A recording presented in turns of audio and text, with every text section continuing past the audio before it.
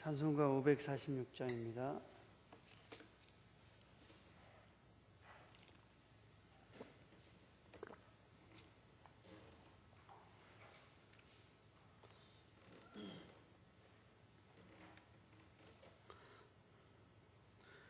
주님 약속하신 말씀 위에서 영원토록 주를 찬송하리라. 주께 영광 돌리며 약속 믿고 굳게 서리라. 굳게 서리 영원하신 말씀 위에 굳게 서리. 굳게 서리 그 말씀 위에 굳게 서리라. 주님 약속하신 말씀 위에서 세상 염려 내게 엄습할 때에 용감하게 힘써 싸워 이기며 약속 믿고 굳게 서리라. 굳게 서리 영원하신 말씀 위에 굳게 서리. 굳게 서리 그 말씀 위에 굳게 서리라. 주님 약속하신 말씀 위에서 영원하신 주의 사랑이 밉고 성령으로 힘써 싸워 이기며 약속 믿고 굳게 서리라. 굳게 서리 영원하신 말씀 위에 굳게 서리. 굳게 서리 그 말씀 위에 굳게 서리라. 주님 약속하신 말씀 위에서 성령 인도하는 대로 행하며 주님 품에 항상 안식 얻으며 약속 믿고 굳게 서리라. 굳게 서리 영원하신 말씀 위에 굳게 서리.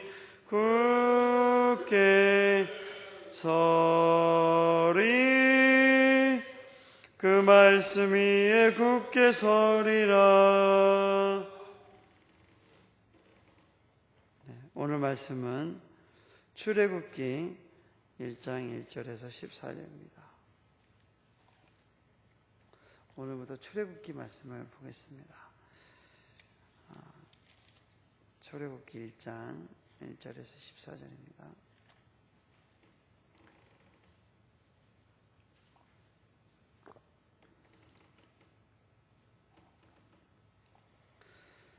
출애굽기 1장 1절에서 14절입니다. 함께 교독하시겠습니다. 야곱과 함께 각각 자기 가족을 데리고 애굽에 이른 이스라엘 아들들의 이름은 이러하니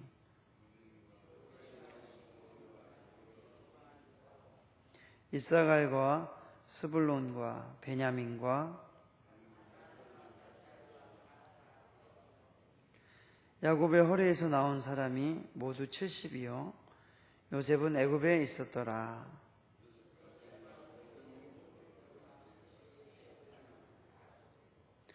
이스라엘 자손은 생육하고 불어나 번성하고 매우 강하여 온 땅에 가득하게 되었더라.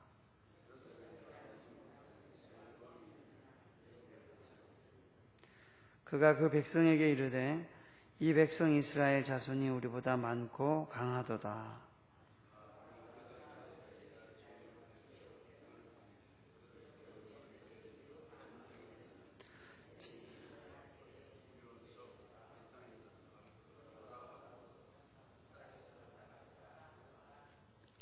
감독들을 그들 위에 세우고 그들에게 무거운 짐을 지워 괴롭게 하여 그들에게 바로를 위하여 국고성 비돔과 라암셋을 건축하게 하니라.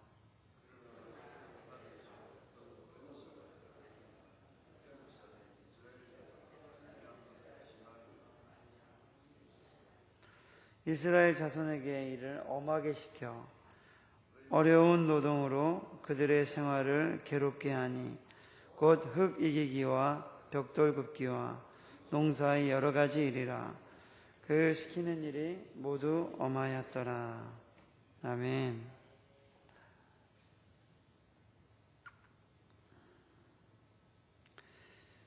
하나님 없는 인생은 철저하게 무기력한 삶을 살 수밖에 없습니다. 하나님이 예수님을 이 땅에 보내신 것은 하나님 없는 인간이 죄의 종이 되고 또 철저하게 무기력한 삶을 살 수밖에 없고 또 영원한 진노의 심판을 피할 수 없었기 때문에 소망 없는 인간들에게 새로운 생명과 또 풍성한 삶을 주시기 위해 하나님의 나라를 주시기 위해 이 땅에 예수님을 보내신 것입니다. 왜 하나님 없는 인생이 무기력할 수밖에 없을까요? 열심히 노력하고 열심히 선을 행하며 살지라도 그가 마지막에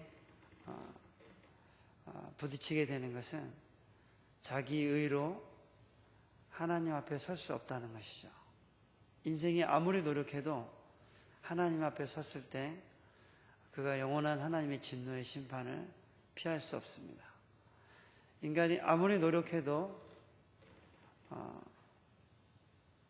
그의 삶의 마지막까지 경험할 수 있는 것이 뭐냐면 무기력한 것이죠. 자기 힘으로 하나님의 의를 살 수 없는 것입니다. 자기 힘으로 죄 용서함을 받을 수 없고 영원한 진노의 심판 앞에 피할 수 없는 것이죠. 그래서 인생은 예수 그리스도가 없이는 처음부터 끝까지 절대 무기력할 수밖에 없습니다. 하나님을 떠난 그 인생이 철저하게 자기 힘으로 살아가고자 하는 사람들은 이렇게 좌절할 수밖에 없는 것이죠. 하나님이 처음부터 그렇게 세상을 창조한 것은 아니지만 하나님이 처음에 그 천지를 창조하시고 인간을 만드셨을 때는 이 인간이 하나님과 관계를 맺고 또 하나님과 대화하며 또 하나님과 교제하며 풍성한 삶을 누리게 창조되었지만 죄가 이 땅에 들어오고 난 뒤에 인간은 하나님을 적극적일 때는 하나님께 대항하며 또 하나님을 무시하며 또 그렇게 살아오게 된 것입니다. 그래서 이 땅에 하나님이 아브라함을 만나시고 또 아브라함의 후손들을 세우고 이스라엘 민족을 세우시고 그 가운데 예수님을 보내시게 된 것은 이 세상에 하나님이 없는 이 세상의 모든 인간들은 철저하게 무기력하고 패배하는 삶을 살 수밖에 없었기 때문에 하나님이 이 땅에 오셔야만 했던 것입니다. 그래서 구약에 아브라함을 만나시고 하나님을 이 땅에 사람들에게 나타내기 시작하신 것이죠. 그래서 철저하게 하나님이 이 땅에 자기 자신을 나타내신 이유, 예수님을 보내신 이유는 죄에 빠지고 자기 힘으로 살아봤자 결국 영원한 진노의 심판 아래 갈 수밖에 없는 그 무기력한 인생에 소망을 주시기 위해서 하나님이 이 땅에 오신 것입니다. 오늘 1절에서 7절 우리가 말씀을 같이 한번 보도록 하겠습니다. 같이 한번 읽어볼까요? 시작. 야곱과 함께 각각 자기 가족을 데리고 애굽에 이른 이스라엘의 아들들의 이름은 이러하니 르우벤과 시므온과 레위와 유다와 이사갈과 스불론과 베냐민과 단과 납달리와 갓과 아셀이요 야곱의 허리에서 나온 사람이 모두 70이요 요셉은 애굽에 있었더라. 요셉과 그의 모든 형제와 그 시대의 사람은 다 죽었고 이스라엘 자손은 생육하고 불어나 번성하고 매우 강하여 온 땅에 가득하게 되었더라. 하나님은 야곱에게 이렇게 말씀하셨죠. 애굽에 내려가기를 두려워하지 말아라. 내가 거기에서 너로 큰 민족을 이루게 하겠다. 이 약속은 내가 너로 큰 민족을 이루게 하겠다는 이 약속은 이삭에게도 했었고 아브라함에게도 했던 약속입니다. 그런데 이 하나님이 하셨던 약속들이 야곱이 애굽에 가서 이스라엘 민족이 그곳에서 400년이라는 시간에 있는 동안에 어마어마하게 이 약속이 성취가 됐습니다. 이렇게 구약 성경에서는 하나님의 약속에 신실하신 하나님, 언약에 신실하신 하나님으로 나타납니다. 그래서 하나님께서는 이 인간 세상에 오셔서 자기를 어떻게 맨 처음 드러내시냐면은 하나님이 어떠한 분이신지 약속에 신실하신 하나님으로 자신을 드러내셨습니다. 8절에서 11절에 보면은 너무나 많은 이 히브리 사람들, 이스라엘 백성들이 너무나도 많아지니까 이 바로 왕이 인구 제한 정책을 피게 됐습니다. 어디를 봐도 이 이스라엘 백성이 있으니까 이스라엘 백성이 태어나면 그 사람을 죽여서 더 많아지면 우리를 제압하고 이 애굽을 떠나가게 될 것이라는 두려움 때문에 인구 제한 정책을 피게 됩니다. 우리가 12절에서 14절을 같이 한번 읽어볼까요? 시작. 그러나 학대를 받을수록 더욱 번성하여 퍼져나가니 애굽 사람이 이스라엘 자손으로 말미암아 근심하여 이스라엘 자손에게 일을 엄하게 시켜 어려운 노동으로 그들의 생활을 괴롭게 하니 곧 흙 이기기와 벽돌 굽기와 농사의 여러 가지 일이라 그 시키는 일이 모두 엄하였더라. 바로 왕이 인구 제한 정책이나 또한 국고성을 짓게 함으로 학대를 하기 시작합니다. 이스라엘 민족을 학대하면서 인구 제한 정책이 성공을 이루도록 그렇게 제한 정책을 피게 되죠. 그렇지만 오늘 12절에 보는 것처럼 학대를 받을수록 이스라엘 민족이 더욱 번성하게 되기 시작한 것입니다. 더 많은 일을 벌였지만 그럼에도 불구하고 더욱 이스라엘 민족이 불어나게 된 것이죠. 여기서 나오는 하나님은 어떤 하나님이냐면은 하나님이 한번 언약을 맺으시면 이스라엘과 약속하신 것이면 인간사에 여러 가지 방해와 어려움이 생긴다 할지라도 하나님이 그 약속을 이루어 가신다, 이런 부분을 보여주시는 것입니다. 하나님이 한번 말씀을 이루시면 여러 가지 방해와 그 하나님의 약속에 대한 말씀을 방해하는 여러 가지 환경과 문제와 장벽들이 생길지라도 하나님께서 그것을 친히 하신 말씀을 인간의 세상 가운데 이루어 가신다, 이런 하나님의 성취하심에 대해서 말씀하고 있는 것이죠. 그래서 하나님의 약속은 이 땅 가운데 주어졌지만 사람들이 보기에 가장 미미하게 보일 수도 있습니다. 우리 하나님의 말씀을 볼 적에 이 하나님의 말씀이 사람들의 눈에 우리 스스로의 생각에 정말 되겠는가, 그렇게 되겠는가, 이런 미미하게 보일 수 있습니다.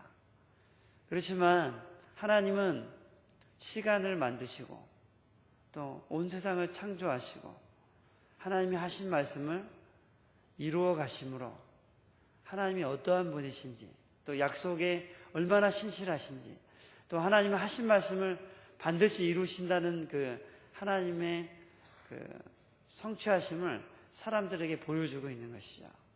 그래서 구약에 하나님이 세상을 만드실 때 천지를 말씀으로 창조하시죠.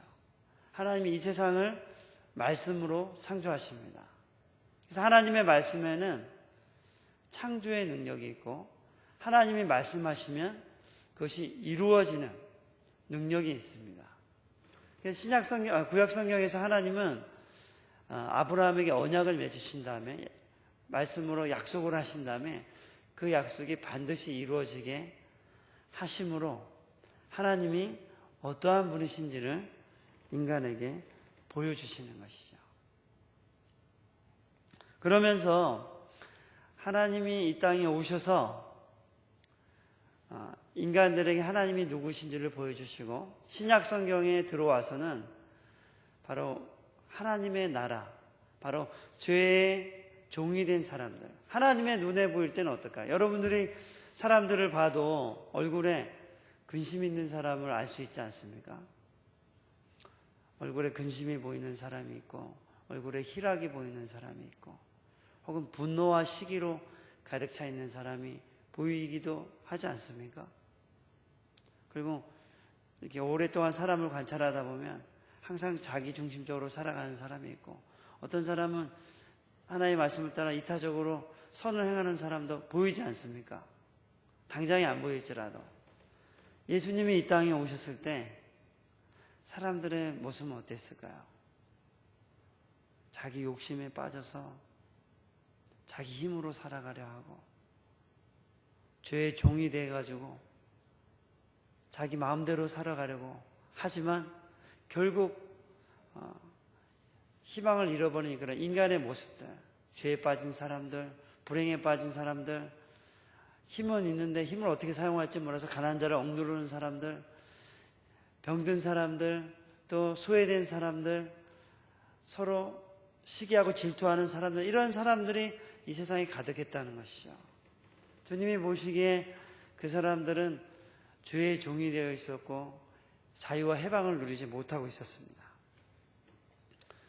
그래서 예수님이 이 땅에 오신 것은 궁극적으로 하나님이 아브라함으로부터 시작했지만 바로 아브라함으로부터 시작해서 야곱과 이삭과 이스라엘 민족과 또 예수님이 오시게 된 이 모든 과정이 바로 하나님의 나라를 사람들에게 주시기 위해서 하나님이 이 일을 시작하신 것이죠. 사람들 스스로에게는 희망도 없고 절망도 없었습니다. 희망도 없고 절망밖에 없었습니다.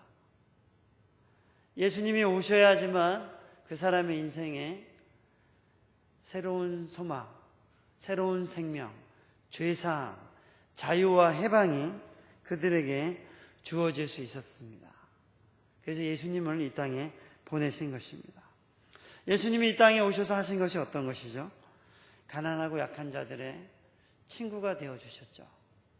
그리고 죄인들과 세리들과 그 당시에 소외받던 천한 계급의 사람들에게 그 사람들에게 친구와 이웃이 되어주셨습니다. 그리고 병든 자들, 마음이 상한 자들, 귀신 들린 자들을 고치시고 그들에게 참된 자유를 그들에게 주셨습니다. 이 모든 것들이 예수님이 가져오신 하나님의 나라 그리고 하나님의 통치가 어떤 것인지를 보여주신 것이죠. 예수님을 따르고자 하는 자들에게는 이러한 자유와 해방이 또는 새로운 생명이 풍성한 삶이 값없이 누구에게나 주어질 수 있었습니다. 하나님이 보시기에 사람들은 절망에 빠져 있었죠. 죽음의 그늘 아래 놓여 있었습니다. 예수님이 사람들의 마음속에 들어올 때 그 사람의 인생에 진정한 봄이 시작됩니다. 예수님이 오기 전에는 자기 힘으로 살아가고 자기 욕심을 따라 살아가고 죄가 무엇인지도 모르고 잘못이 무엇인지도 모르고 살아갔습니다. 근데 예수님이 우리 마음속에 들어오실 때 내가 누구인지를 알게 되고 내가 얼마나 죄인인지를 깨닫게 되고 내가 얼마나 죄를 행하며 살아온지를 그제서야 보기 시작하는 것이죠.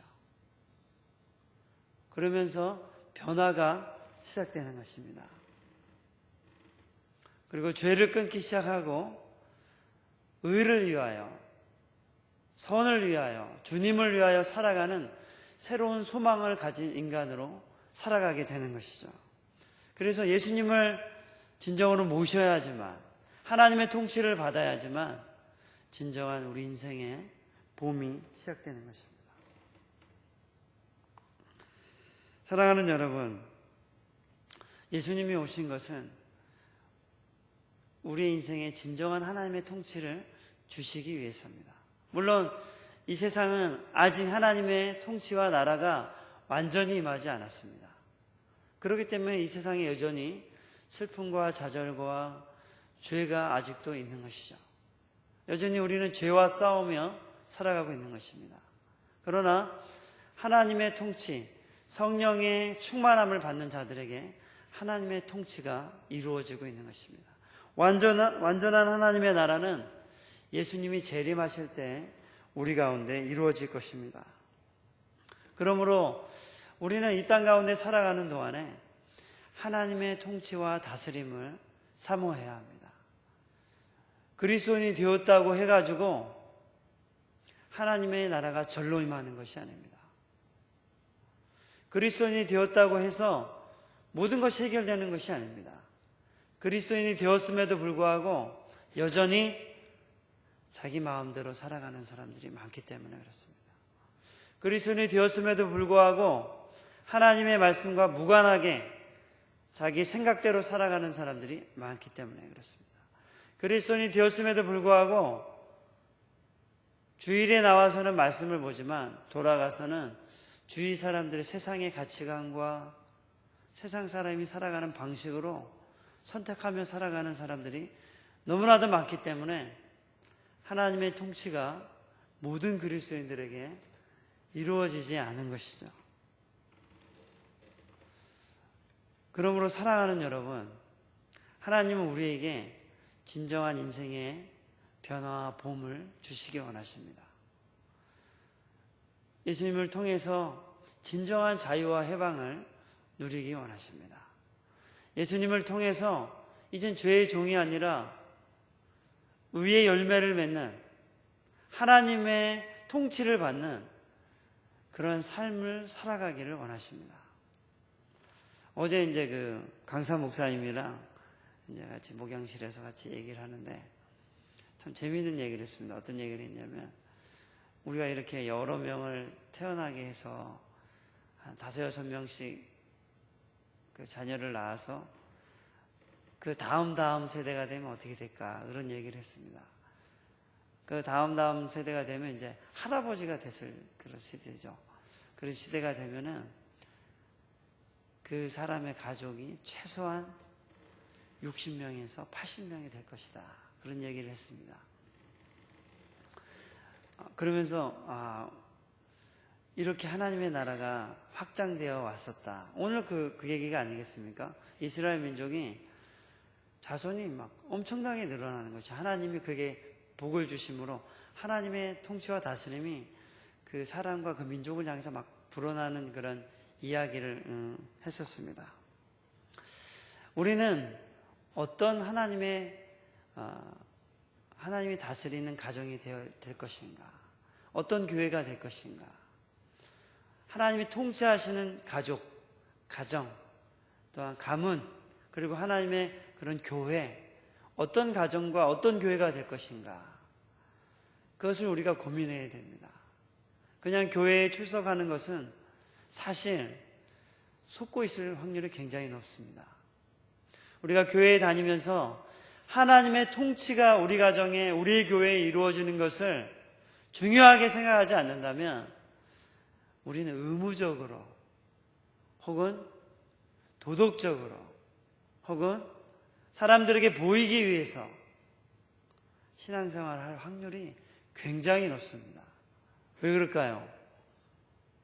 우리나라는 굉장히 거칠애가 많습니다. 보이기 위한 것도 많고 자기 체면 때문에 하는 경우도 많습니다. 근데 그 사실은 껍데기입니다. 그렇게 살아왔을지라도 사실은 하나님의 통치를 오늘 받는 것이 중요한 것이죠. 그러나 많은 그리스도인들이, 외국에 있는 그리스도인들도 똑같습니다. 의무적으로 보이기 위해서 자기의 힘으로 그렇게 살아가는 그리스도인들이 얼마나 많은지 모릅니다. 사랑하는 여러분, 그러나 하나님의 나라는 그것에 불과한 것이 아닙니다. 예수님을 만난 사람들이 새로운 인생을 살았던 이유는 그분을 통해서 진정한 삶의 목적을 발견했기 때문에 그런 것이죠. 더 이상 자기 힘으로 살지 않아도 하나님의 주신 힘으로 기쁨과 즐거움이 충만해서 살 수 있었기 때문에 그렇습니다. 사랑하는 여러분, 하나님의 통치를 사모하는 여러분이 되시기를 바랍니다. 오늘 살아갈 적에 하나님의 통치를 받게 하여 주옵소서. 내 힘으로 살지 않게 해 주옵소서. 하나님이 저와 저희 가정과 우리의 교회를 다스려 주시옵소서. 그리고 우리가 기쁨과 즐거움이 충만하여 이 땅 가운데 살아갈 수 있도록 하나님 함께하여 주옵소서. 이렇게 기도했으면 좋겠습니다. 우리 같이 한번 기도하겠습니다. 살아계신 아버지 하나님, 주님을 찬양합니다. 하나님의 나라와 통치를 사모합니다. 하나님이 한번 약속하신 것은 반드시 이루어지심을 오늘 말씀을 통해서 우리에게 보여주셨습니다.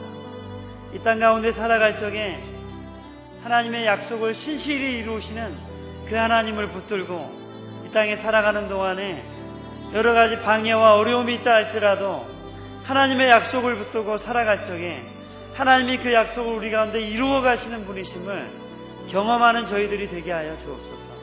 뿐만 아니라 하나님, 우리가 이 땅 가운데 살아가는 동안에 얼마나 죄에 굴복하고 자기 힘으로 살아가고자 하는 유혹 가운데 빠질 때가 얼마나 많은지 모릅니다. 그러나 자기 힘으로 살아가는 자들은 철저하게 무기력할 것입니다. 왜냐하면 우리의 힘으로 죄와 또한 우리의 힘으로 진정한 힘을 맛볼 수 없기 때문에 그렇습니다. 그러므로 이 세상에 살아가는 동안에 하나님의 통치와 다스림을 간절히 사모하게 하여 주옵소서. 진정한 하나님의 위로와 소망을 경험하며 주님이 주시는 힘으로 살아갈 수 있도록 저희들과 함께하여 주시옵소서. 사랑하는 하나님 아버지, 언약에 신실하신 하나님 아버지, 약속에 신실하신 하나님 아버지, 우리도 하나님의 약속을 붙들고 이 땅 가운데 살아가게 하여 주옵소서. 하나님의 약속을 따라갈 적에 여러 가지 환경의 어려움과 장벽들이 부딪힌다 할지라도 하나님이 우리의 삶 속에 하나님의 약속을 이루어 가심을 특별히 구약 성경을 통해서 보여주심에 감사드립니다. 그럼 우리가 살아가는 동안에 하나님의 약속을 따를 적에 방해가 있다 할지라도 하나님이 친히 장벽을 허무시고 약속을 이루어 가심을 믿고 믿음으로 살아가는 저희들이 되게 하여 주시옵소서. 또한 이 땅 가운데 살아갈 적에 하나님의 통치와 다스림을 사모하는 저희들이 되게 하여 주옵소서. 자신의 힘으로 하나님의 말씀을 지키어 살려고 하는 그런 자기 힘으로 살아가는 그리스도인들이 되지 않게 해주시고,